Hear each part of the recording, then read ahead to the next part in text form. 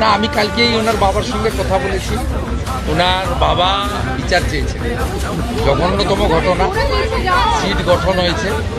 পরিবারের পক্ষ থেকে 4 জনের বিরুদ্ধে অভিযোগ দেওয়া হয়েছিল। 2 জনকে গ্রেফতার করা হয়েছে, 3 জনকে ডিটেন করা হয়েছে, যাদের সঙ্গে পলাতক 2 আসামির ফোনে কথোপকথন পেয়েছে। পুরো আইজির নেতৃত্বে পুলিশ, এসটিএফ সবাই কাজ করছেন। ওনার পরিবার যা যা চেয়েছেন সরকারের কাছে, সেই কাজ সরকার করছে। আমি আশা করি যে তদন্তের মাঝপথে আমার না বলাই ভালো, কিন্তু এটুকু আমি বলে দিচ্ছি, পরিবার যেভাবে জাস্টিস চেয়েছেন, পরিবার সরকার এবং পুলিশের কাছ থেকে যে যে সহযোগিতা চেয়েছেন সেটা তারা পাবেন। তো বিচার দেব, ক্যাপিটাল পানিশমেন্ট দেব। ওর বাবা যা যা চেয়েছে সব করবে। সাথে সাথেই ফোনে কথা বলেছি। তো আমি খুশি যে ওনারা আমার আস্থা রেখেছেন।